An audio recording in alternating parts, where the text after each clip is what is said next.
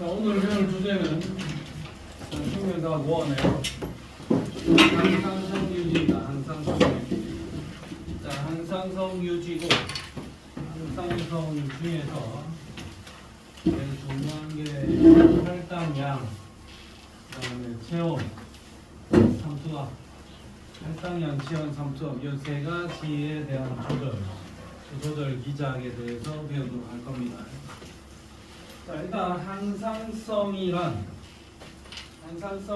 말의 정의 자체는 우리 몸의 상태가 어떤 일정한 수준을 유지한다. 체온은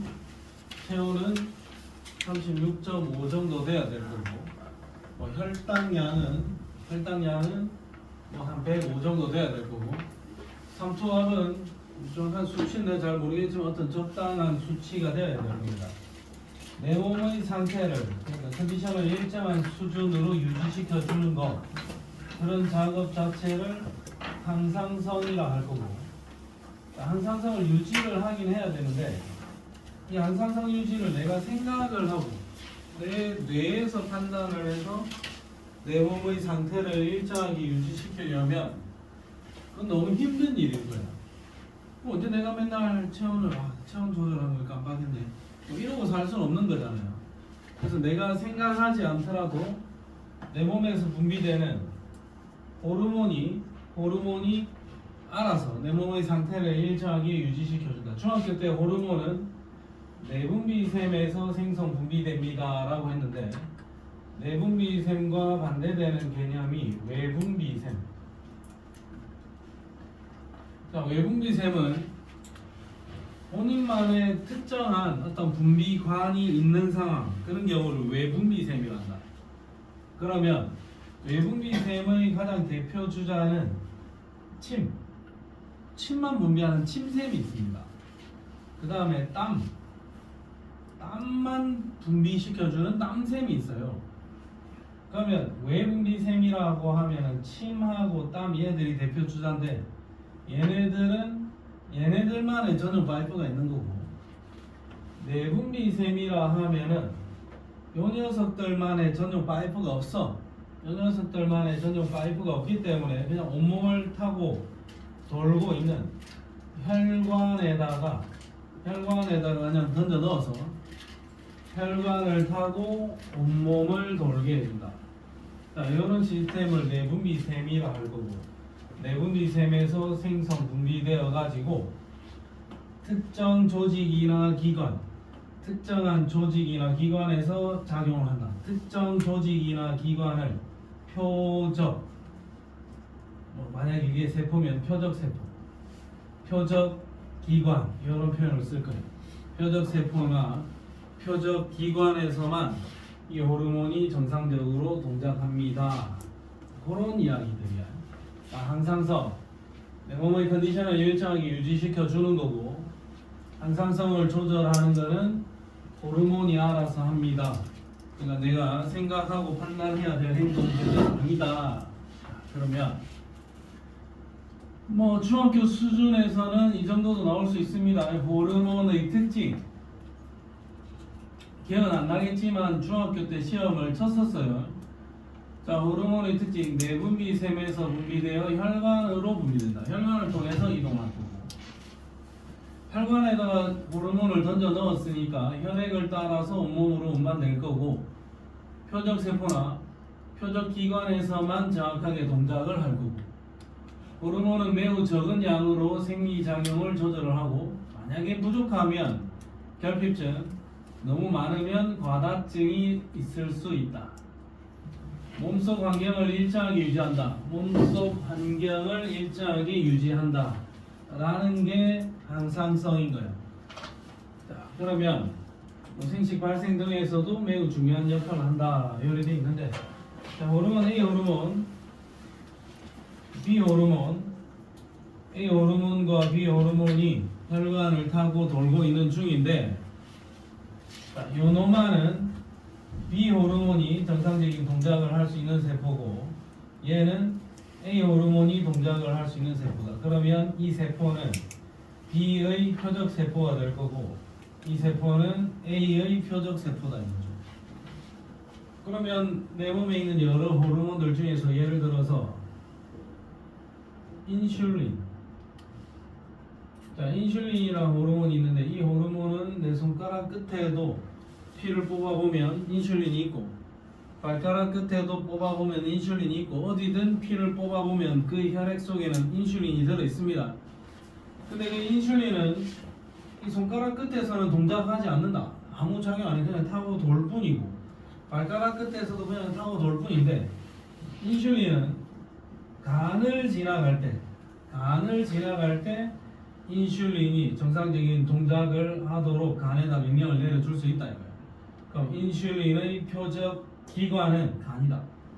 어떤 녀석 호르몬의 표적 기관 또는 표적 세포 특정한 동작이 정확하게 일어나는 장소를 표적 기관 또는 표적 세포라 할 거다. 표적 기관이나 표적 세포가 아닌 곳에서는 그 호르몬은 그냥 지나가는 것뿐입니다. 아무런 역할을 하지 않는다. 자, 그런 정도. 호르몬의 특징 당연히 기억을 해줘야 될 거고. 자, 그 다음에 이 내용은 나는 개인적으로 좀 빠졌으면 싶기는 한데 지금 배우는 호르몬하고 이 앞쪽에서 배웠던 신경을 굳이 비교를 하고 있습니다. 굳이 비교를 해서 호르몬, 오늘 배울 호르몬과 신경의 차이에 대해서 비교를 한다. 호르몬은 혈액 타고 돌고 있고 신경, 자극의 전달 이런 것들은 뉴런을 통해서 이동한다. 감각 뉴런, 연합 뉴런, 운동 뉴런. 호르몬은 혈액을 타고 온몸을 돌다 보니 비교적 느리게 동작하는 거고 신경은 자극을 주는 그 순간 거의 즉각적으로 반응이 일어난다. 호르몬은 혈액 타고 온몸을 돌다 보니 넓은 범위에 작용할 수 있고 신경은 자극을 준 그 지점에만 작용을 한다. 호르몬은 오래 지속이 될 거고 신경은 자극을 주고 반응이 일어나면 빨리 사라져야 그 다음 자극을 또 인식할 수 있다. 호르몬은 표적 세포에만 작용한다는 특징이 있고 신경은 한 방향으로만 전달된다는 특징이 있다. 굳이 신경과 호르몬을 비교해 놨습니다. 역대로 내가 주변의 학교들을 봤을 때 호르몬과 신경의 비교에서 시험이 출제된 경우는 잘 없긴 없다. 그래도 혹시 모르니까 책에 있고 문제집에도 있고 교과서에도 다 적혀 있는 내용이니까 봐두기는 해야 될 거예요. 자, 오케이. 그러면 호르몬은 이렇고 신경은 저렇습니다 라고 이야기를 해놨어요. 자, 그럼 뒷페이지로 가세요. 뒷페이지를 보면 호르몬은 내분비샘이라 했고 호르몬이 분비되는 포인트는 그러면 우리 몸에는 여러 종류의 내분비샘이 있을 겁니다. 내분비샘에서 호르몬을 만들어내겠지? 그러면 각각의 내분비샘에서 다른 종류의 호르몬을 만들어낼 거고 그러면 그 다양한 호르몬들이 특정 조직이나 기관의 기능을 조절할 겁니다. 그 다음에 호르몬 분비를 조절하는 중추는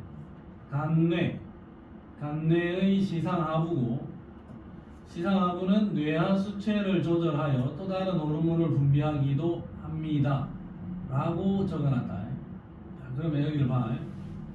일단 실제 구조를 보면 여기가 대뇌인데 이쪽 포인트 여기가 간뇌거든. 여기 간뇌가 있으면 간뇌의 아래쪽에 있는 포인트가 시상이고 이게 전체가 간뇌라 하면 시상이고 시상의 아래쪽이 시상하부 밑에 붙어있는 아래 이파리 두 개가 있는데 이건 뇌하수체 전엽 후엽이야.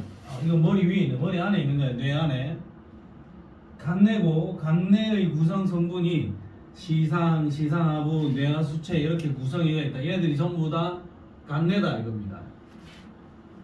간뇌의 시상하부가 호르몬 분비를 조절하는 중추다. 간내는 어쨌든 이 간내는 대뇌가 아니기 때문에 내가 생각하고 행동하는 포인트는 아닙니다. AI야. 이거 지가 알아서 자동으로 조절되고 자동으로 활동을 하는 거야. 내 의지대로 움직일 수 있는 것은 아니다. 자, 그러면 뇌하수체 전엽이 있고 후엽이 있는데 크기를 보아하니 전엽이 좀 더 큽니다. 그럼 뇌하수체 전엽에서 분비되는 호르몬 갑상샘 자극 호르몬. 이거만 딱 보시죠. 갑상샘 자극 호르몬. 뇌하수체 전엽에서 분비되는 호르몬 중에서 갑상샘 자극 호르몬이 있는데, 그러면 뇌하수체 전엽에서 분비된 갑상샘 자극 호르몬은 하는 일이 뭐냐면 여기로 와서 갑상샘을 자극을 하면 돼. 그러면 갑상샘을 자극을 하면 이 갑상샘에서 갑상샘 자극 호르몬이 와서 갑상샘을 자극하면 갑상샘에서 티록신이 분비된다. 여기 줄 긋고 갑상샘 자극 호르몬 티록신. 갑상샘은 내분비샘이고 그 내분비샘에서 분비되는 호르몬 중에 티록신이 있는 겁니다. 그러면 뇌하수체 전엽에서 분비된 갑상샘 자극 호르몬이랑 갑상샘에서 분비되는 티록신 동일선상에서 연결시키면 될 겁니다. 부신거칠 자극 호르몬, 생식샘 자극 호르몬, 생장 호르몬 뭐 여러 가지가 있는데 일단 나는 요것만, 그리고 이것만. 그 다음에 뇌하수체 후엽에서 항이뇨 호르몬은 콩팥에서 수분 재흡수를 촉진한다. 항이뇨 호르몬은 우리말로 잘 안 쓰고 ADH, 항이뇨 호르몬 ADH라고 할 건데 얘는 수분 재흡수를 열심히 합니다. 그러면 ADH가 만약에 열심히 분비가 되면 콩팥에서 여기 와서 얘들이 오줌으로 나가버릴 건데, 만약에 ADH가 많이 분비가 되면 오줌으로 나갈 것들 여기에서 수분을 콩팥 쪽으로 수분 재흡수를 열심히 시켜버린다. 수분 재흡수를 열심히 시켜서 오줌의 양이 줄어들겠죠. 오줌으로 나갈 것들을 재흡수를 다시 시킨다. 그러면 ADH가 분비가 되면 수분 재흡수를 많이 하기 때문에 오줌의 양이 줄어들겠죠. 만약에 ADH가 분비가 많이 안 됐다. 분비가 안 되면은 수분 재흡수를 많이 안 하겠네. 그럼 수분 재흡수를 많이 안 하면 오줌으로 많이 나가버리겠네. 그럼 오줌의 양이 절대적으로 많아지겠죠. ADH가 분비가 되어서 수분 재흡수를 열심히 하면 오줌의 양이 줄어들 거고, 분비가 안 되면은 오줌의 양이 늘어날 거야. 항이뇨 호르몬은 콩팥에서 수분 재흡수를 촉진을 해서 오줌의 양을 조절하는 역할을 할 거야. 자, 옥시토신 자궁 수축을 촉진한다. 이거는 평상시에는 분비가 절대로 안 될 거고, 여성들이 분만 시에만 옥시토신 호르몬이 분비가 될 겁니다. 어땠고? 그건 줄 필요 없고. 부갑상샘의 파락토르몬, 정소의 테스토스테론, 난소의 에스트로겐, 프로게스테론, 그다음에 부신 속질에, 자 여기 이자가 있고 이자 옆에 붙어 있는 얘네들이 부신인데, 부신 속질에서 분비되는 에피네프린은 혈당량을 증가시키고 심장박동을 촉진시켜준다. 에피네프린, 나중에 이 페이지를 다시 왔다 갔다 하면서 몇 번 더 확인을 할 겁니다. 에피네프린 알고 있고, 이자에는 알파 세포가 있고 베타 세포가 있는데 알파 세포에서 분비되는 글루카곤, 베타 세포에서 분비되는 인슐린, 글루카곤은 알파 세포, 인슐린은 베타 세포. 1배 뭐 나는 요리 기억을 하는데, 자, 인슐린은 베타 세포. 인슐린은 혈당량을 낮추는 작업을 하고 글루카곤은 혈당량을 높이는 작업을 합니다. 그러면 우리 몸에서 분비되는 여러 가지 호르몬들 중에서 우리는 일단 이것만 기억을 하자 이거죠. 갑상샘 자극 호르몬, 그 다음에 티록신, 그 다음에 항이뇨 호르몬, 그 다음에 에피네프린, 그 다음에 인슐린 글루카곤. 이런 것까지는 지금 현재 우리가 기억할 여력은 없습니다. 요 정도까지만 기억을 해놓고 나중에 학교 수업 상황을 보고 판단합시다. 여기서 시험 문제 나올 가능성은 매우 낮다. 지금 내가 줄 끄은 데서만 시험에 나올 거다. 자, 그 다음에 호르몬 분비 이상에 의해서 나타나는 질환 중에서 티록신 이것만 한번 보자. 이것만. 자, 티록신은 하는 일이 뭐냐면 티록신이 분비가 되면 물질 대사를 촉진을 합니다.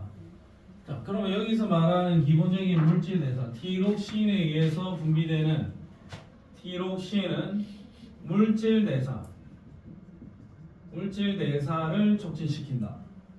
여기서 말하는 물질 대사는 포도당을 분해하는 그 물질 대사를 의미하는 거고, 포도당 분해를 통해서 에너지를 생산해내는 작업을 한 거야. 포도당이 분해가 되면 내가 몸속에서 생명 활동에 필요한 에너지를 생산해내겠죠. 그 작업을 진행을 시켜줘야 되는데 그 호르몬이 누구다? 티록신이야. 그럼 티록신은 적당량이 있어야 되겠죠. 나한테 필요한 만큼의 에너지만 생산하면 되니까. 그러니까 만약에 내가 티록신이 너무 과다하게 분비해야 된다. 너무 과다하다. 이런 게 갑상샘 기능 항진증. 티록신이 부족하다. 갑상샘 기능 저하증. 저하는 확실히 저하 같은데. 항진증은 과다하게 분비됐다라는 의미입니다. 그럼 티록신이 과다하게 분비가 되면 내 몸에서 쓸데없이 물질 대사가 많이 일어날 거고, 쓸데없이 에너지를 많이 생성하니까 체온이 높아지게 되겠죠. 괜히 굳이 불필요한데 쓸데없이 물질 대사를 많이 해서 에너지를 많이 생산하는 거예요. 그러니까 더워 막. 그래서 더워서 어떤 사람은 뭐 겨울에도 지금 이런 날씨에도 저는 반팔티 입고 다녀도 하나도 안 추운데 요 자꾸 돌아다니는 사람들 갑상샘 기능 항진증일 수도 있습니다. 자, 그리고 에너지를 쓸데없이 많이 소비를 하고 있으니까 체중이 감소합니다. 내 몸에 축적된 에너지를 그대로 다 사용을 해버리니까. 그러니까 에너지를 너무 많이 쓰니까 내가 매우 피로할 수도 있고, 외형적으로는 안구 돌출 현상이 나타나기도 합니다. 외부적으로 봤을 때, 최초 진단할 때 갑상샘 기능 항진증인 것 같다 하면 최초로 사람들이 지금 몸이 너무 피곤한데 뭐 이런 느낌, 너무 피곤해, 극심한 피로감, 지금까지 살아오면서 느끼지 못했던 그런 무기력감, 피로감을 느낀다. 그리고 그걸 보다 보니까 눈이 좀 튀어나온 것 같은데, 그럼 매우 높습니다. 갑상샘 기능 항진증. 눈 튀어나오기 전에 이 피로감으로 대부분 알아차리긴 합니다. 자, 그 다음에 갑상샘 기능 저하증. 티록신이 분비가 안 되는 거야. 그러면 물질 대사를 못 하겠죠. 에너지 생산을 못 하니까 추워. 몸이 너무 으실으실하고 추워. 그리고 물질 대사를 안 해서 에너지 소비를 안 하니까 그 놈들이 몸에 차곡차곡 쌓이겠죠. 그러니까 체중이 증가합니다. 생장 호르몬이 과다하게 분비되면 거인증. 생장 호르몬이 과다하게 분비가 되면 거인증인데 얘는 어렸을 때부터 과다하게 분비되면 거인증이야. 근데 어느 정도 성인이 되는 시점에 과다하게 분비되면 말단 비대증입니다. 우리 친구 중에 박성오라는 친구는 박성호가 아니라 박성오입니다. 오. 박성오라는 친구가 있는데 고등학교 1학년 때 키가 170. 내가 1학년 때 180이었으니까 나한테는 많이 맞았죠. 고등학교 2학년 때도 그 친구는 171, 고3 때도 172. 근데 걔가 21살 때 키가 2m 3, 한 2년 사이에 한 30cm 쑥 커버렸어. 그런 애들이 말단 비대증인 겁니다. 생장이 끝난 후에 갑자기 생장 호르몬이 과다하게 분비되어서 갑자기 쑥 커져 버린 아이들. 거인증은 쪼매날 때부터 억수 큰 놈들이야. 이건 약간의 차이가 있다. 그 다음에 생장 호르몬이 많이 분비가 안 되면 소인증. 항이뇨 호르몬이 만약에 부족하다. 항이뇨 호르몬은 수분 재흡수를 해야 되는 거죠. 수분 재흡수를 못하게 되니까 오줌으로 다 나가버린다. 그런 병이 요붕증. 이거는 요즘에 어느 정도냐면 요붕증에 걸리면 오줌이 어느 정도냐면 밤에 잘라고 누웠는데 10시에 자서 아침에 7시에 일어났다 치자. 9시간 지침한다 치면 그 사이에 이제 화장실을 한 7번 정도 가는 느낌? 정상적인 삶이 어렵겠죠. 자도 피곤한 상황이 벌어지겠죠. 자다가 화장실을 7번을 가야 돼요. 그게 보통 일이 아닙니다. 체내 수분 재흡수가 저하되면서 많은 양의 오줌을 넣는다. 일단 수면이 부족하게 될 거고, 그 다음에 탈진 증세? 몸에 물이 없어가지고 뭔가 좀 바짝 마르는 느낌이 들 겁니다. 그 다음에 인슐린이 부족하게 되면 당뇨병. 당뇨병은 보통 우리가 혈당이 공복 혈당 105 정도를 유지해야 되는데 당뇨병 환자들은 혈당 수치가 한 300, 400, 200, 700 이래 잡는 사람도 있습니다. 그럼 이 사람들은 오줌으로 포도당이 실려 나가버리는 거예요. 오줌으로 포도당이 하나도 안 나가야 되는데 오줌으로 포도당이 많이 실려 나가버리는 거야. 그럼 이 사람들 오줌은 당이 많이 들어있는 거니까 오줌이 좀 맛을 내가 본 적은 없지만 오줌이 맛이 달달해야 되겠죠. 당이 많이 들어있으니까. 왜? 달아 진짜 당이 들어있으니까. 그래서 당뇨병 환자들이 만약에 어디 저기 밭에 일하다가 노상방뇨를 했다. 노상방뇨를 하면 그 오줌은 달달한 오줌이잖아요. 그러니까 그 오줌 노상방뇨를 해놓으면 거기에 만약에 개미들이 여기서 많이 끓을 겁니다. 실제로 그래. 실제로 포도당이 오줌으로 배설되어서 나가는 거, 배출되어서 나가는 그게 인슐린이 부족해서 만들어지는 당뇨병이다. 당뇨병은 보통 할머니들, 할아버지들이 대체로 많이 가지고 있고, 그 다음에 어린 아이들 중에서도 중학생, 초등학생 중에서도 뭐 피자, 햄버거, 치킨 이런 거 많이 먹고 살이 많이 찐 학생들 중에서 당뇨병에 걸려있는 학생들도 있습니다. 물론 건강관리 잘하고 식단관리 잘하면 충분히 치료가 가능하다. 크게 어려운 건 아니다. 항상성 유지에 대한 오리엔테이션이었습니다. 자, 뒤로 넘어가 보세요. 자, 이제 항상성이라는 걸 이야기를 하는데, 항상성이라는 것은 우리 몸이 환경의 변화에 관계없이 체온이나 혈당량이나 삼투압 등의 체내 상태를 일정한 수치로 유지하려고 하는 것. 그게 항상성이다. 냉장고 이런 것도 항상성을 잘 유지하기 위해서 노력을 하고 있죠. 내가 세팅된 온도에 그대로 유지하려고 노력을 한단 말이야. 그러면 체온이나 혈당량이나 삼투압 이런 것들을 일정하게 유지하는 것. 그게 항상성이다. 항상성을 조절하는 데는 내분비계 호르몬 얘가 핵심이고 야의 작업을 백업으로 약간 도와주는 게 신경계도 좀 상당한 역할을 한다. 핵심은 호르몬이고, 그 다음에 또 혹시 모르니까 기억을 해놓으세요. 항상성 조절의 최고 중추, 핵심은 간뇌의 시상하부다.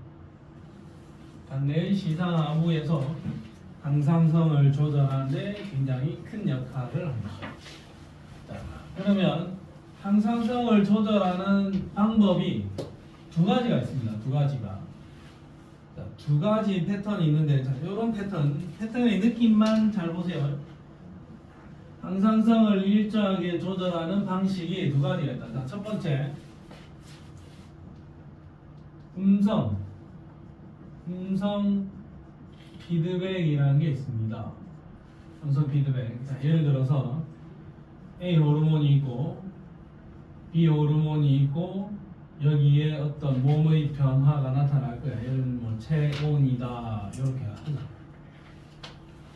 그럼 A 호르몬이 B 호르몬한테 영향을 주고 B 호르몬이 체온 조절에 영향을 준다면, 만약에 내가 지금 체온이 너무 높다. 체온이 너무 높으면 A 호르몬의 양을 줄이고, A가 줄어들면 B 호르몬의 양이 줄어들 거고, B는 물질 대사를 촉진시켜주는 디록신이라 한다면 B 호르몬의 양이 줄어들면 물질 대사가 안 되니까, 에너지 생산이 안 되니까 체온이 내려갈 겁니다. 체온이 너무 내려가면 다시 원래대로 돌아가서 A 호르몬의 양을 늘리고, A가 늘어나면 B가 늘어나고, B가 늘어나면 물질 대사를 열심히 해서 다시 체온을 이렇게 높여줄 겁니다. 근데 체온이 올라가면 다시 가서 A 호르몬의 양을 줄이고, A가 줄어들면 B가 줄어들고, 그래서 체온이 낮아질 겁니다. 뭐 이런 식으로 해서 체온을 일정한 수치로 유지하겠다. 이러한 방식이 음성 피드백이에요. 음성 피드백. A가 B에다 영향을 주고 B가 어떤 동작을 한다면 이 동작을 조절하기 위해서 다시 A를 조절해야 되고, A가 B를 조절하고 B가 체온을 조절하고, 이런 방식으로 되는 게 음성 피드백이야. 자, 두 번째 길항작용이라고 표현합니다. 길항작용. 자, 길항작용의 대표 주자는 예를 들어서 혈당 수치다라고 하죠. 혈당 수치. 자, A 호르몬이 있고 B 호르몬이 있는데, 음성 피드백은 A와 B가 동일선상에 있었죠. 근데 이건 뭐냐면 A 호르몬이 가서 혈당을 높인다. 너무 높아졌네? 그럼 B 호르몬이 분비되면서 혈당을 낮추고, 혈당이 낮아지면 다시 A가 출동을 해서 혈당을 다시 높이고, 너무 높아지면 B가 출동을 해서 혈당을 낮추고, 낮아지면 A가 출동을 해서 혈당을 높이고, 높아지면 A가 출동을 해서 혈당을 낮추고, 이런 식으로 혈당 수치를 일정한 수준으로 유지한다. 이런 방식을 길항작용이라고 합니다. A가 높이고 B는 낮추는 역할을 하는 거야. 그럼 A와 B, A는 높이는 거고 B는 낮추는 거다. 이런 방식은 길항작용. 이 두 가지 방식이 항상성을 유지하는 방식이고, 참고로 양성 피드백이 있습니다. 양성 피드백의 대표 주자는 옥시토신밖에 없습니다. 네, 우리가 알기로 옥시토신은 분만 시에 분비되는 자궁 수축 호르몬이야. 자궁이 수축하면서 그 자궁 속에 있던 아이가 몸 밖으로 나오게 되는 겁니다. 자궁이 수축을 하려면 옥시토신이 분비가 돼야 되고, 옥시토신이 분비가 되면 통증이 증가한다. 산통이 오겠죠. 그럼 산통이 증가하면 옥시토신의 분비량은 더 증가하고, 그러면 통증은 더 증가하게 됩니다. 통증이 더 증가하면 옥시토신은 또 더 늘어나게 되고, 옥시토신이 더 늘어나게 되면 통증은 더 증가하게 될 겁니다. 그러면서 자궁이 조그맣게 자꾸 수축을 하면서 분만을 도와줄 거다. 이게 양성 피드백, 서로가 서로를 키워가는 거. 양성 피드백이고, 이거는 둘 다 수치가 높아지고 있는 중이니까 항상성하고는 상관없는 이야기가 되겠죠. 근데 일단 음성 피드백 이야기가 나와 있으니까 옆에서 덤으로 양성 피드백 이야기까지 할 겁니다. 자, 그러면 항상성 유지할 때는 내분비계가 핵심이고 신경계가 도와준다. 간내의 시상하부가 핵심이다. 음성 피드백의 방식이 있고 그 다음에 기량작용의 방식이 있습니다. 그러면 예를 들어서 요 호르몬 이야기, 음성 피드백 이야기 하나만 할게요. 여기 자, 간내의 시상하부에서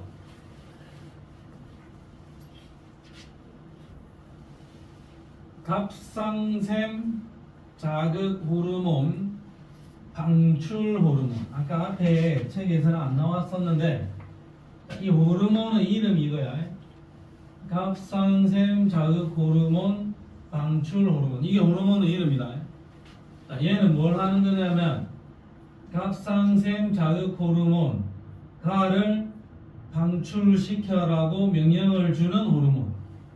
자, 이 호르몬을 TRH라고 일반적으로 부를 거야. 앞으로 TRH라고 해도 됩니다.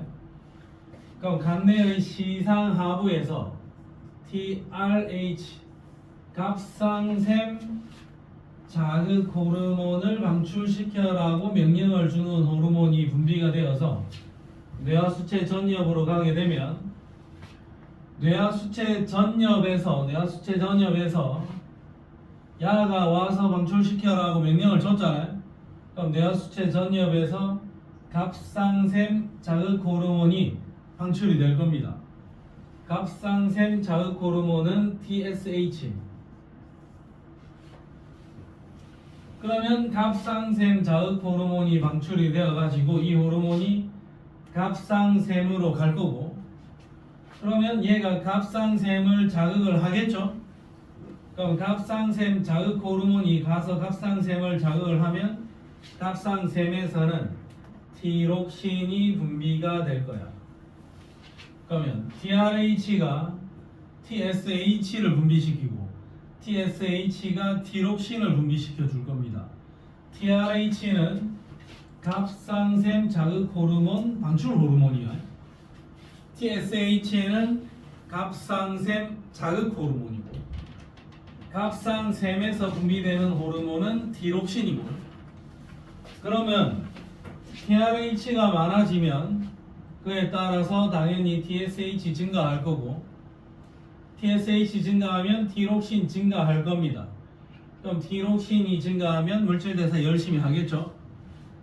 근데 보니까 티록신이 너무 많다. 티록신이 너무 많으면 티록신을 당장 줄이는 게 아니라 다시 근본으로 가서 TRH를 줄이고, TRH를 줄이면 TSH가 줄어들고, TSH가 줄어들면 티록신이 줄어드는 거예요.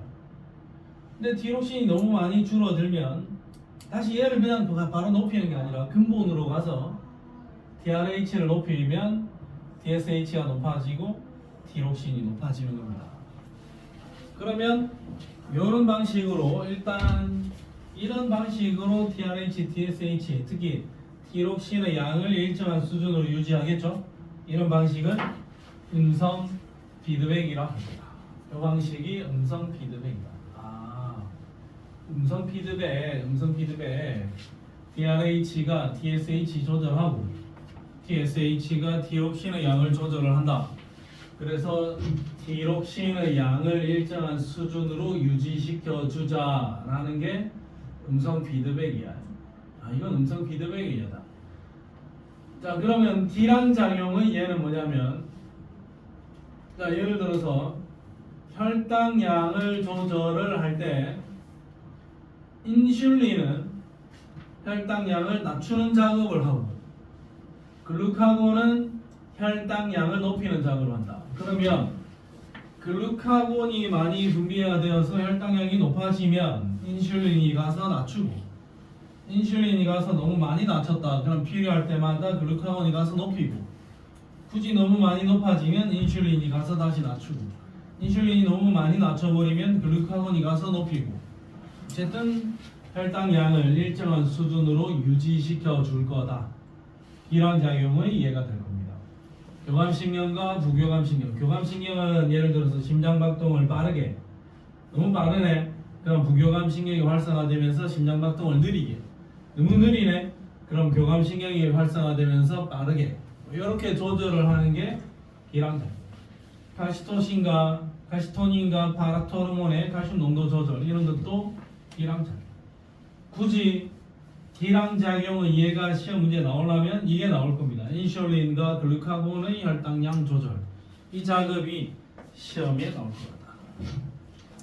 자, 그러면 125페이지에서는 너가 음성 피드백이라는 것의 느낌과 기량작용의 느낌 차이만 정확하게 기억을 하고 넘어가면 끝나는 거야. 자, 옆 페이지에서는 이게 답니다. 자, 그럼 이제 진짜 본격적으로 혈당량을 한번 조절해 보겠습니다. 혈당량을. 자, 혈당량을 조절하는데, 혈당량이라 하면 혈액 속에 있는 포도당, 혈당, 이 당이 포도당이다. 자, 포도당의 농도를 의미하는 거고, 정상인의 혈당량은 100ml에 100mg 정도가 일반적으로 정상 수치다. 100이다라고 보면 되는 거야. 보통 한 105, 104, 103 이렇게 나옵니다. 혈당량이 낮은 사람은 86, 90 막 이런 사람도 있고, 혈당량이 매우 높은 사람은 200, 300, 400, 700 이런 사람도 있습니다. 정상의 수치는 한 100이다라고 보면 돼. 지금 자네들 혈당량을 재면 웬만해서는 100, 102, 103, 104 이 정도 범위에서 혈당 수치가 나올 거야. 물론 나는 한 번도 100을 본 적은 없지만 나는 혈당 수치가 90 정도 나옵니다. 90 정도. 나는 이상하게 정상인보다 혈당 수치가 낮더라고. 낮아도 문제입니다. 이것도. 높으면 당뇨병인데 낮으면 아무 병도 아니야. 관리를 받을 수 없는 저혈당인인 겁니다. 그냥. 나는 그 사탕을 하나 들고 다니면서 사탕을 먹으면서 혈당 수치가 어느 정도 유지되도록 좀 노력을 또 해야 되는 거예요. 자, 혈당량인데, 혈당량을 조절하는 중추는 인슐린하고 글루카곤이 핵심이다. 자, 그러면 일단 요 그림을 잘 봐야 돼요. 자, 요 그림 처음에 혈당량이 높을 때, 자, 그 다음에 혈당량이 낮을 때가 있는데, 혈당량이 높을 때, 낮을 때가 있는데, 낮을 때가 뭔가 좀 더 복잡하고, 혈당량이 높을 때는 좀 뭔가 그림이 간단합니다. 나중에 마찬가지야. 체온이 높을 때는 좀 간단한데, 체온이 낮을 때는 좀 더 복잡한 그림이 하나 더 있어요. 그럼 일단 이걸 한번 볼게요. 내가 밥을 많이 먹어서 음식물의 소화를 열심히 시켜서 포도당이 자꾸 만들어지고 있다. 밥을 소화시키면서 몸에서 포도당이 자꾸 분해가 되고 있다. 그럼 나 열심히 밥을 먹었으니까 혈당량이 높아지는 게 확실하겠죠. 나 지금 밥 먹었어. 그럼 혈당이 쑥 높아질 거야. 그러면 이자의 베타 세포에서 인슐린이라는 호르몬이 분비가 돼. 그럼 인슐린은 어떤 작업을 하냐면 포도당을 글리코젠으로 바꾸는 작업을 한다. 자, 포도당은, 그럼 예를 들면 포도당이라는 거는 우리가 들고 있는 그냥 초코파이 한 개가 포도당이라고 우리 생각하죠. 필요한 포도당 초코파이 한 개 그대로 먹으면 되죠. 근데 글리코젠은 이 포도당이 내가 지금 초코파이 흡수 많단 말이야. 그 초코파이들을 좀 모아가지고 한 100개씩, 물론 100만 개 정도 되겠지만 한 100개씩 모아가지고 박스 포장을 딱 해놓은 겁니다. 포도당을 흡수 많이 넣고 포장을 딱 해놓은 거예요. 박스 포장을 포장지까지 해가지고 쉽게 뜯지 못하게 테이프까지 발라가지고 묶음으로 해놓은 게 글리코젠이야. 그러면 글리코젠은 당장 내가 뜯어 먹을 수 있나? 없어요. 그냥 내가 저장해 놓은 형태고, 나는 포도당을 분해해서 에너지를 생산해낼 수 있어. 근데 내 혈관 속에, 혈액 속에 포도당이 너무 많지? 그럼 혈액 속에 포도당 들고 다니지 말고 나중에 필요할 때 꺼내 먹게 글리코젠으로 박스 포장해서 저장해놔라 이거야. 그러면 인슐린이 가서 포도당을 글리코젠으로 바꾸는 작업을 한다. 간에서 이런 일이 일어납니다. 그럼 글리코젠으로 저장을 해두는 거야. 자, 그 다음에 인슐린이 하는 일이 뭐냐면, 혈액이 있다. 여기 포도당이 너무 많네. 포도당이 너무 많으면 여기 있는 이 세포가 지금 당장 포도당 많이 필요는 없지만 혈액 속에 있던 이 포도당을 세포로 집어 넣어주는 거예요. 세포로 이렇게 안으로 좀 들어가라. 지금 혈관 속에 포도당이 너무 많다. 안으로 좀 잔뜩 집어 넣어주는 거죠. 그러면 이 세포의 미토콘드리아에서 포도당을 분해해서 에너지를 생산할 건데, 지금 당장은 아니더라도 혈액 속에 포도당이 너무 넘쳐나니까 세포 안에 집어넣어 놓는 겁니다. 나중에 필요할 때 분해해서 써라 하면서 갖다 주는 거죠. 나 지금 우리 집에 쌀이 20kg짜리가 좀 아직 남았는데 니 어차피 좀 이따가 쌀 먹을 거잖아 하면서 쌀 다시 배달을 시켜주는 거라고. 다 먹고 나면 지금 배달된 이 쌀 뜯어서 먹으면 되는 거야. 나 아직 당장 포도당이 필요는 없지만 혈액 속에 포도당이 너무 많으니까 인슐린이 안으로 다시 집어넣어. 야, 좀 이따가 니 이거 써 하면서 갖다 넣어주는 거야. 그러면 혈액 속의 포도당의 농도는 줄어들겠죠. 그러면서 혈당량을 낮추는 작업을 인슐린이 해준다. 자, 인슐린은 포도당을 글리코젠으로 바꿉니다. 이게 핵심이고, 그 다음에 세포로 포도당을 흡수시켜 줍니다. 그러면 혈액 속의 포도당의 수치는 조금 줄어들 거다. 그러면 나 지금 밥 먹고 포도당 수치가, 혈당 수치가 많이 높아졌었는데 인슐린 덕분에 포도당 수치를 민기야 낮췄네. 맞지, 민기야? 자, 그 다음에 내가 운동을 열심히 하다 보니, 원래는 내가 정상 혈당 수치 유지하고 있었는데 갑자기 달리기를 한 3시간 했더니, 밥 안 먹고 뛰기를 한 3시간 뛰었더니 몸에 있는 포도당을 많이 소모를 했고, 많이 소모를 하다 보니 혈당 수치가 떨어졌네. 포도당이 많이 줄어들었네. 그러면 아까 여기 박스 포장해놨던 거 있죠? 박스 포장해놨던 글리코젠을 열어야지. 글리코젠을 박스 포장을 뜯어서 포도당으로 바꿔줘야 될 겁니다. 이 작업을 누가 시켜주냐면 이자의 알파 세포에서 글루카곤이라는 호르몬이 분비가 되면서 글리코젠을 포도당으로 변신시켜준다. 물론 간에서. 그러면 포도당이 자꾸 늘어나네.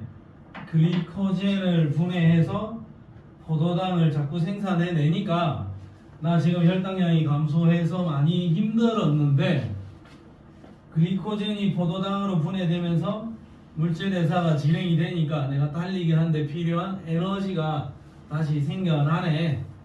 이 작업 누가 한다? 글루카곤이 진행할 거야.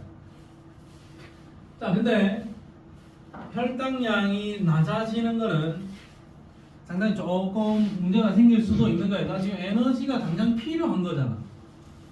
그러면 아까 123쪽으로 한번 가서 보고 오자.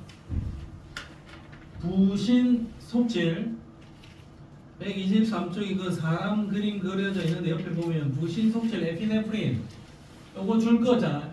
에피네프린이 하는 일은 혈당량 증가, 심장박동 촉진 이렇게 적혀있죠. 물론 글루카곤이 이 일을 다 할 수 있는데 부신 속질에다가 교감신경이 부신 속질에다가 경보음을 전파를 해서 부신 속질에서 에피네프린을 분비시켜주고 이 에피네프린이 글루카곤이 하고 있는 이 작업을 백업으로 다시 도와줍니다. 같이 도와준 거예요. 글루카곤이 거의 다 하는데 얘가 좀 도와준 거예요. 얘가 한 90% 정도 하고 얘가 한 10% 정도 백업으로 도와준다 이거죠. 그럼 에피네프린도 부신 속질에서 분비가 되어서 간으로 가가지고 혈당량을 높여주는 이 작업을 같이 병행을 해준다. 그럼 내 낮아졌던 혈당량이 다시 높아지겠죠. 그러면 높아지는 게 아니라 사실상 정상 범위까지 올라가면서 포도당이 생겨날 거고, 그러면 그 포도당을 분해해서 에너지를 생산하면 될 거다. 그 정도 이야기. 그럼 너가 이제 시험 볼 때 헷갈리는 게 뭐냐면 인슐린이 헷갈릴 사람은 없어요. 잘 없더라. 인슐린은 1배 이자의 베타 세포에서 포도당을 글리코젠으로 바꿔주는 작업. 이거는 애들 누구나 다 잘해. 이거 시험장에서 절대 헷갈릴 게 없는 거리야 저거는. 그 다음에 글루카곤도 헷갈려 하는 사람 잘 없어요. 그 다음에 혈당량이 낮아졌을 때 부신 속질 에피네프린 이거 헷갈려 하는 사람도 없어요. 글루카곤의 작업을 에피네프린이 도와줘가지고 혈당량을 높입니다. 여기까지는 안 헷갈려. 아무도 안 헷갈려요. 시험장에서 애들이 가장 헷갈려서 오는 부분이 이거라. 교감신경이 활성화되면서 부신 속질 에피네프린 혈당량 증가. 이게 교감인가 부교감인가? 그 기억 보기에서 부교감 신경이 활성화되면서 부신 속질에서 에피네프린이 분비된다. 이렇게 적어놨거든. 그럼 부신 속질 에피네프린은 우리가 알아요. 근데 그게 교감인지 부교감인지가 헷갈린다 이거야. 저거 잘 기억을 해놔. 부신 속질 에피네프린 교감신경입니다. 그러면 고혈당일 때 적혀있는 이 내용, 저혈당일 때 적혀있는 이 내용은 전부 다 여기에 나와있는 이 그림의 내용을 그냥 글로 설명해 놓은 겁니다. 필요 없습니다. 자, 그 다음에 고혈당일 때 뭐시기, 저혈당일 때 뭐시기, 이 글도 여기 있는 그림의 내용을 그대로 설명해 놓은 거예요. 충분히 그림만 정확하게 이해하면 문제를 푸는 데는 지장은 없다. 자, 뒷페이지로 와봐. 저 그래프들 한번 봅시다. 내가 밥을 먹었다. 밥을 먹으면 음식물이 소화가 되면서 포도당 수치가 막 올라가네. 혈당 수치가 올라가죠. 그러면 즉각적으로 따라 움직여야 되는 게 포도당 수치가 올라가니까 인슐린이 바짝 분비가 되면서 포도당 수치를 낮춥니다. 포도당 수치가 낮아졌으니까 인슐린은 별 볼 일 없으니까 내려가라. 근데 포도당 수치가 낮아졌다. 근데 중간중간에 내가 포도당이 또 필요할 때가 있잖아. 그러면 글루카곤이 분비가 되면서 포도당을 좀 만들어서 생활할 때 쓰라 이거죠. 그러니까 일단 혈당 수치 올라갈 때 인슐린이 바짝 따라 올라간다라는 거, 이게 핵심이야. 그럼 인슐린이 따라 올라가서 포도당 수치를 낮추라. 낮아지면 중간중간 글루카곤이 분비가 되면서 포도당을 만들어서 써라. 오케이. 요 그림 요거 정도만 정확하게 체크하면 된다. 자, 그 다음에 요거는 그냥 참고 삼아 한번 볼게요.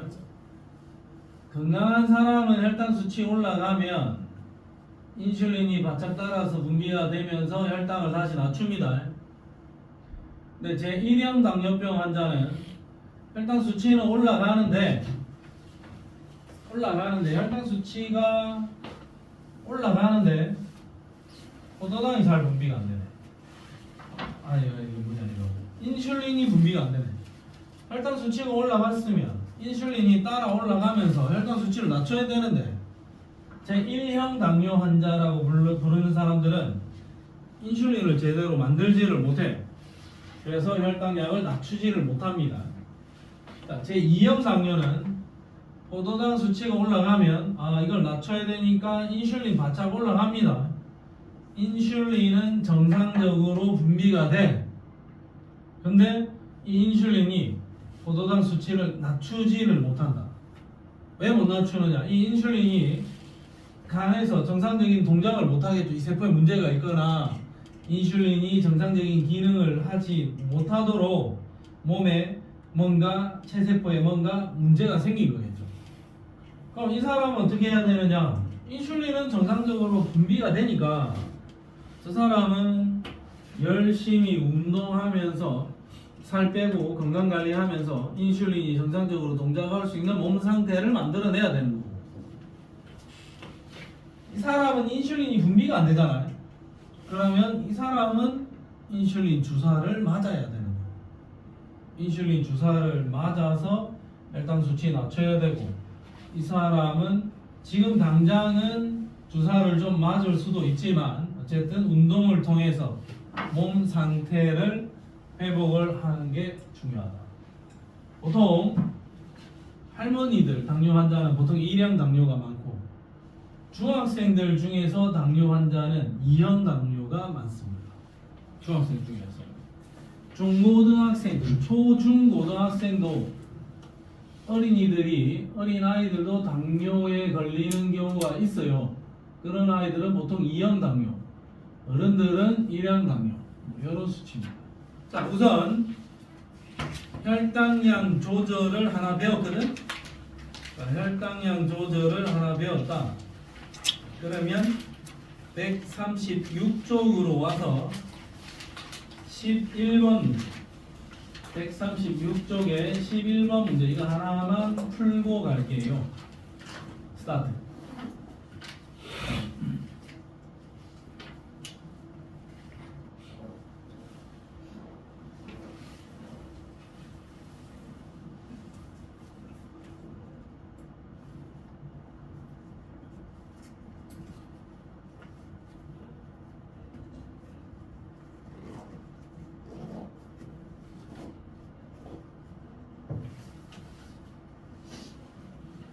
이 문제 푸는 와중에 내가 설문조사를 하나만 하도록 하겠습니다.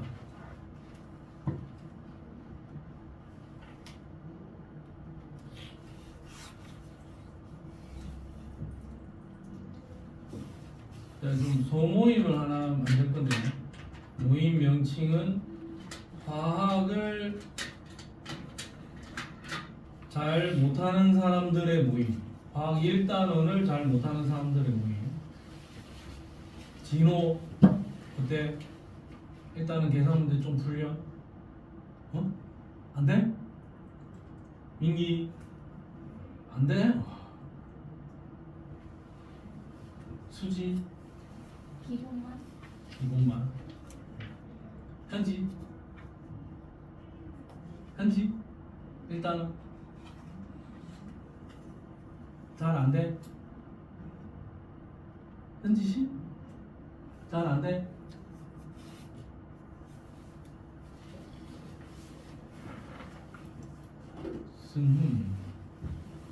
승훈이 어디 갔냐?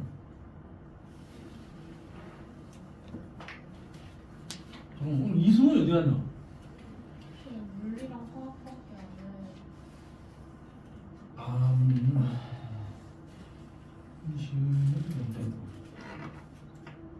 지승이 잘 안 되지? 예현이 좀 잘 되지?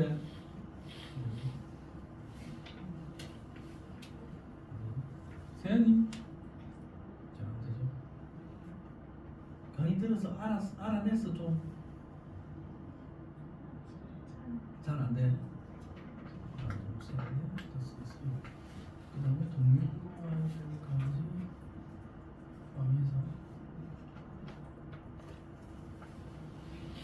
자, 1단원의 아주 기본적인 개념 설명과 관련 문제 풀이들 개념 설명 문제 풀이 2개, 개념 설명 문제 풀이 2개, 개념 설명 문제 풀이 2개를 진행을 하면서 1단원의 아주 기초적인 학습을 한번 복습하는 시간을 가질 겁니다. 시간은 내 맘대로 정해가지고 통보를 할 거야. 강제 참여. 아니요, 내가 그래서 물어본 거 혹시 1단원이 안 되는 사람들이 누가 있느냐, 몇 명이나 있느냐, 뭐 들을 사람 몇 명이냐 한번 의견을 한번 물어보는 거야. 진호 안 된다, 진호 안 되나? 안 되는데. 어? 안 되는데. 안 돼. 민기, 현지, 지승, 예현. 동명과 학생들 중에서도 안 되는 학생이 한 3-4명 정도 있거든. 같이 해가지고 일요일날 좀 수업 추가 편성해도 됩니까? 한 번? 2번 정도? 괴롭나? 일요일 괴롭나? 그 평일날 해도 되니?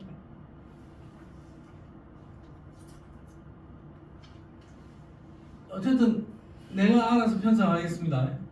과학을 못하는 사람들의 모임. 좀 그런가? 과학을 잘하고자 하는 사람들의 모임. 1단원만 할 겁니다. 1단원만. 대표적으로 개념 설명할 거고 관련 예제들 한 10개 정도 아주 대표적인 문제들 한 10개 이상 풀이를 하는 시간을 가질 겁니다. 매우 쉬운 아주 엄선된 대표 문항들 기준으로 풀이를 하겠습니다. 완자급의 문제를 풀 수 있으면 1등급 받는다. 받을 수 있습니다. 완자급이면. 자, 일단 요거 볼게요. 이자에서 오름은 x가 분배되는데 x는 야다. 그럼 얘는 포도당의 수치가 올라갈 때 같이 따라 올라가는 아이가 아니죠. 그럼 같이 따라 올라갔으면 인슐린인데 따라 올라가는 아이가 아니니까 얘는 글루카곤일 거예요. 글루카곤은 혈당량, 혈당 수치를 높이는 작업을 해주는 겁니다. 낮추는 녀석이 아니고 높이는 아이다. 그러면 이 호르몬 X는 인슐린은 아니다. 인슐린은 베타, 글루카곤은 알파 세포라 했으니까 글루카곤이에는 알파 세포에서 분비될 거다. 그 다음에 X는 세포로의 포도당 흡수, 세포, 혈관, 포도당, 세포로의 포도당 흡수, 세포로의 포도당 흡수를 촉진하니까 혈관 속의 포도당 수치를 낮추죠. 그럼 이 말은 혈당량을 낮추는 일이다 이거지. 낮추는 일이 아니고 얘는 혈당량을 높여주는 일을 하는 거다. 그래서 디귿 보기는 아니다. 정답은 몇 번? 2번이다. 요 정도 수준 풀 수 있으면 됩니다. 요 정도 풀 수 있으면 됩니다. 농담이 아니고 진짜 됩니다. 요 정도. 자, 오케이. 다시 돌아가서 체온 조절. 129쪽에 체온 조절 한번 보겠습니다. 자, 체온을 조절해야 된다. 우리 몸의 온도는 36.5도. 체온을 36.5도로 유지를 해줘야 된다. 그럼 36.5도로 유지를 해야 되는데 우리 몸은 외부 온도가 변해도 체온을 36.5도 내외로 일정하게 유지한다. 그럼 이것도 항상성 조절은 맞겠죠? 그러면 체온 조절의 중추까지는 아니더라도 일단 출근하라. 간뇌의 시상하부는 체온 변화를 감지하고 열 발생량과 열 발산량을 조절하여 체온을 일정하게 유지합니다. 이렇게 적혀있네. 자, 그러면 딴 거 없습니다. 우리가 이해를 잘하면 돼. 날씨가 춥다. 추우면 보일러를 어떻게 하지? 보일러 틀면 되죠? 창문은 닫으면 되겠죠? 날씨 추울 때는 보일러를 켜고 보일러를 켜서 에너지 생산하고 창문을 닫아서 열이 빠져나가지 않게 막아주면 됩니다. 그러면 날이 덥다. 더우면 어떡해? 나 지금 너무 더워. 그럼 일단 보일러는 끄자. 그럼 나 지금 너무 더우니까 내 몸에서 열이 빠져나가게 창문은 열어주면 되겠죠? 그게 다야. 근데 아쉽게도 우리 몸에 더우면 에어컨을 틀면 되잖아. 에어컨은 없어요. 보일러밖에 없어. 추우면 보일러를 켜고 더우면 보일러를 끄면 됩니다. 추우면 보일러를 켜자. 열 발생량은 증가시키자. 보일러를 켜서. 나 지금 추우니까 창문은 닫자. 창문은 닫아서 밖으로 열이 빠져나가는 양, 열 발산량은 감소시키자. 그 다음에 내가 너무 덥다. 더우면 보일러를 끄자.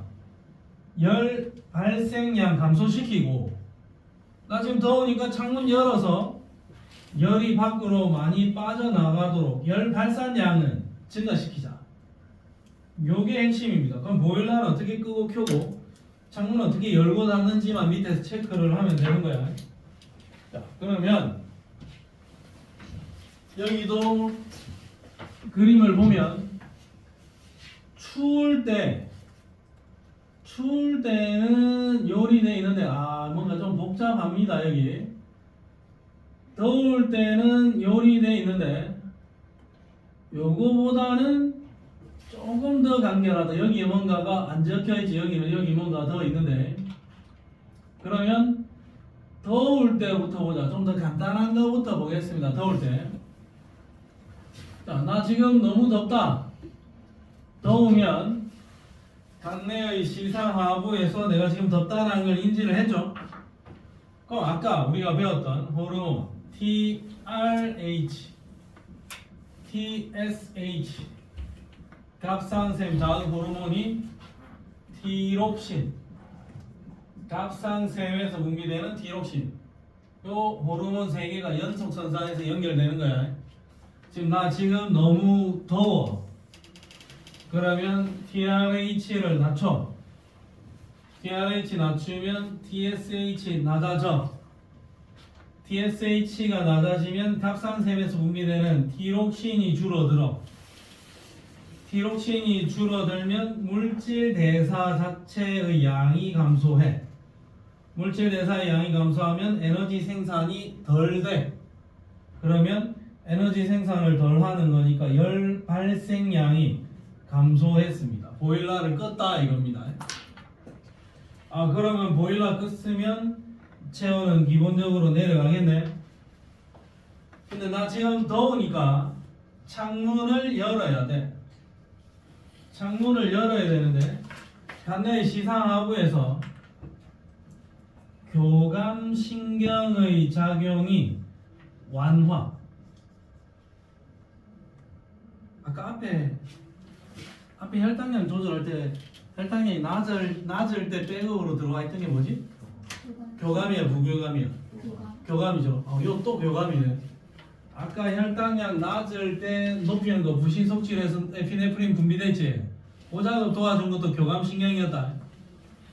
그럼 여기도 체온이 높다, 더울 때 교감신경의 작용이 완화되면 피부 근처의 혈관이 확장된다. 피부가 이렇게 있으면 요만했던 혈관이 확장되면서 이렇게 혈관이 이렇게 두꺼워질 거예요. 그럼 이쪽으로 피가 많이 흐르겠죠? 뜨겁잖아. 피가 지금 너무 더워서. 그러면 밖으로 열 발산량이 증가할 수 있습니다. 그러면 밖으로 혈관이 확장이 되니까 여기서 열이 좀 더 손쉽게 빠져나갈 수가 있다. 열 발산량이 증가한다. 그럼 체온 낮추는 데 도움을 줄 거다. 그러니까 내가 지금 더우면 체온이 너무 높으면 피부 근처에 혈관이 확장이 되면서 피가 많이 흐르게 되겠죠.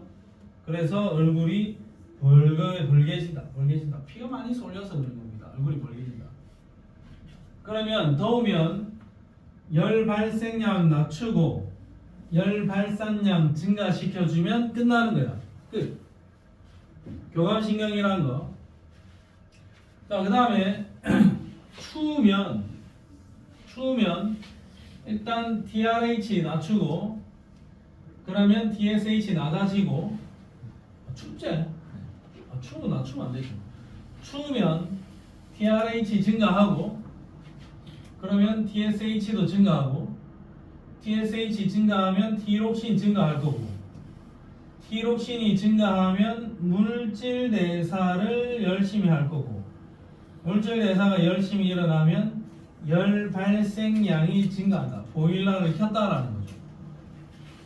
보일러를 켜서 체온을 높인 거지. 높여가고 있는 중이야. 자, 근데 티록신이 물질 대사를 촉진하는데 물질 대사를 촉진하는 아이 중에 에피네프린도 있더라고요. 역시 부신 섭취에서 에피네프린이 분비되면서 물질 대사를 촉진시켜주는 작업을 얘가 백업으로 도와준다.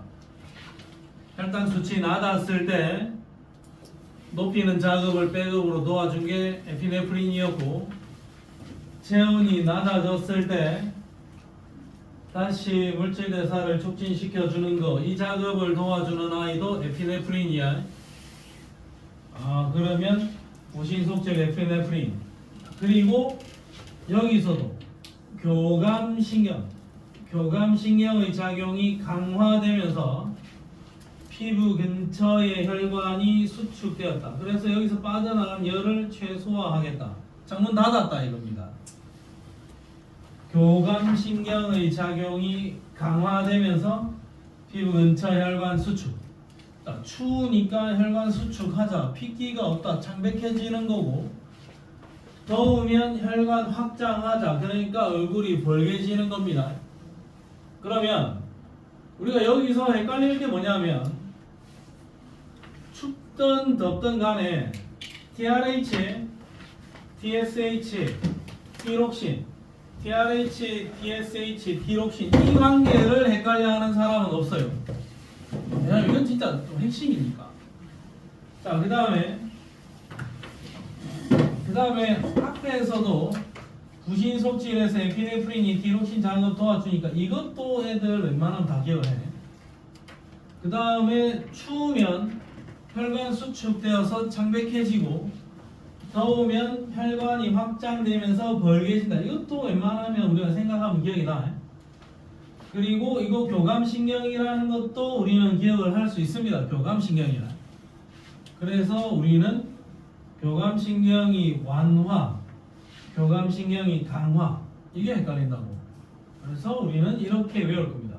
둘 다 교감신경인데 교감신경이 강화되는 게 추울 때다. 강추 이렇게 외울 겁니다. 강추. 둘 다 교감신경이야. 둘 다 교감신경인데 교감신경이 강화될 때가 추울 때고 교감신경이 완화될 때는 더울 때다. TRH, TSH, T록신, 혈관 수축, 혈관 확장, 에피네프린, 물질 대사 촉진 여기까지 다 기억을 해야 돼. 이 그림을 정확하게 알고 있어야 이와 관련된 문제를 푸는데 무리가 없다. 충분히 해결이 가능할 거다. 이 정도 이야기구나. 이 정도. 그러면 어쨌든 여기에서 위에 적혀있는 이 본문의 내용 이 아래에 적혀있는 이 내용들은 어차피 이 그림에 대한 설명입니다. 저 그림에 대한 이해를 확실히 한다면 관련 문제를 푸는 데는 크게 지장이 없다. 자, 그러면 136쪽으로 와서 13번입니다. 13번입니다. 스타트. 추울 때네.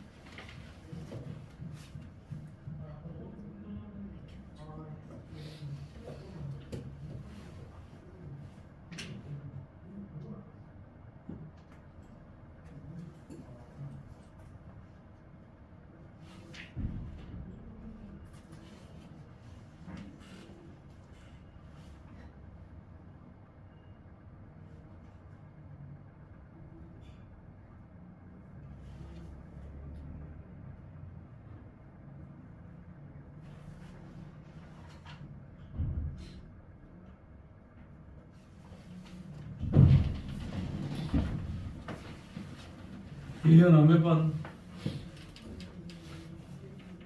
3번. 오케이. 자, 보겠습니다. 자, 지금 춥네. 추면 경로 B 부신 속질에서 에피네프린.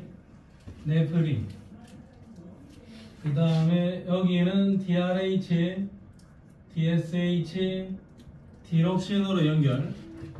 그 다음에 경로 C는 교감신경. 추우니까 강추. 강화되면서 혈관 수축. 그럼 A는 DRH, TSH, 티록신 전부 다 호르몬에 의한 조절 작용인 거고, B는 보일러 켜는 작업이죠. 지금 물질 대사 촉진을 해야 되는 거지. 에피네프린 보일러 지금 켜서 물질 대사 촉진할 거야. 그러니까 열 발생량이 증가합니다. 그 다음에 C경로는 교감신경이죠. 교감신경이 강화됩니다. 근데 부교감신경이라 했으니까 이건 틀림. 정답 몇 번? 3번. 자, 일단 15분이 남았는데 내가 한번 3투압까지 이야기하겠습니다. 자, 그 다음에 3투압 오늘의 마지막 문제다. 자, 3투압 조절. 일단 말만 정확하게 듣고 말만 잘 듣고 이해를 하면 돼. 자네들이 생각만 잘하면 돼요. 3투압이다. 3투압이다 하면 농도 때문에 생겨나는 현상이고, 농도 차이가 있는 두 물질 사이에서 어떤 물질이 이동하는 거, 그게 3투 현상이고, 이동할 때 생겨나는 압력, 그게 3투압입니다. 난 잘 모르겠지만 3투압은 반트 호프 형님, 네덜란드의 화학자 반트 호프 형님이 연구를 하기를 3투압 파이는 CRT라 했습니다. CRT. C는 concentration, 농도, R은 기체 상수, T는 temperature. 어차피 온도는 일정을 할 거고, R은 어차피 상수인 거고, 3투압은 결국에는 농도에 비례할 거야. 여기서 말하는 반트 호프 형님이 이야기했던 농도는 몰 농도야. 몰 per 리터. 근데 지금 화학 시간이 아니니까 몰까지 필요 없는 거고, 3투압은 결국 농도에 비례한다. 이렇게 우리가 일단 인지를 하자고. 농도가 높아지면, 내 몸속에 있는 체액의 농도가 높아지면 3투압이 높아진 거고, 내 몸속에 있는 물, 체액의 농도가 낮아지면 3투압이 낮아진 거야. 자, 그러면 우리 생각을 해보자. 생각만 해보자. 3투압이 높다. 칠판 잘 보고 그대로 따라 보세요. 그러면 3투압이 높다라는 거는 내 몸에 있는 체액 또는 혈장, 체액이라고 표현할 수도 있고 아니면 혈장이라고 표현할 수도 있는데, 체액이나 혈장의 농도가 어떠냐? 농도 높은 거죠. 그럼 어찌해야 되겠노? 내가 지금 몸이 농도가 너무 높은데 농도를 낮춰야 되겠죠. 농도 낮추려면 어떻게 해야 돼? 물 부어야지. 물 부어야죠. 물 부어야 농도가 낮아지겠죠. 그럼 나는 어차피 물을 먹고 있잖아. 그러면 나는 어차피 물을 먹고 있는데 내 몸속에서 오줌으로 물이 나갈 거란 말이지. 근데 내 몸의 농도가 지금 너무 높죠? 그러면 어떻게? 오줌으로 나가야 돼? 아니면 몸으로 그 물을 다시 돌려야 돼? 돌려서 물타기를 해야 되는 거죠. 농도 낮추려면. 그러면 재흡수를 열심히 하려고 노력하겠지? 그럼 재흡수를 열심히 하려면 뭐가 분비돼야 된다? 항이뇨 호르몬이 분비돼야 되겠죠? 그럼 나 재흡수 열심히 했지? 그러면 오줌의 양은 어떻게 되냐? 오줌 양 니얼세 되나? 이응서 되나? 오줌의 양은 어떻게 되겠니? 줄어들겠죠? 오줌 속에 있는 물의 양이 절대적으로 줄어들겠지? 그러면 오줌의 농도는 어떻겠냐? 진하겠냐? 묽어지겠냐? 오줌의 농도 진해지겠죠? 진한 오줌이 나가겠지? 그러면 혹시 또 물어본다. 오줌의 삼투압은 어떻게 되겠니? 낮아져요. 높아지죠. 농도가 진해지니까. 농도가 진해지면 오줌 네. 삼투압은 높은 거지. 네. 그러면 나 지금 오줌으로 나갈 물을 몸으로 다 돌려보냈죠? 그러면 내 몸속에 있는 체액, 혈장의 삼투압은 낮아질 겁니다. 다시 정상 수치 돌아왔다 이거야. 그럼 내가 삼투압이 높지? 삼투압이 높다. 농도가 진하면은 항이뇨 호르몬 분비량 증가시켜라. 그래서 제흡수 많이 해라. 그래서 농도 낮추라 이겁니다. 자, 그럼 반대로 또 생각을 하면 삼투압이 너무 낮으면 체액이나 혈장의 농도가 낮다라는 이야기죠. 그러면 농도가 너무 낮아. 농도를 어떻게 진하게 만들어야 되겠지? 그럼 농도를 진하게 만들려면 제흡수 할까? 아니면 오줌으로 다 내보내버릴까 물을? 내보내야죠. 오줌으로 내보내자. 제흡수를 하지 말자. 안 하려면 ADH 양을 줄여라.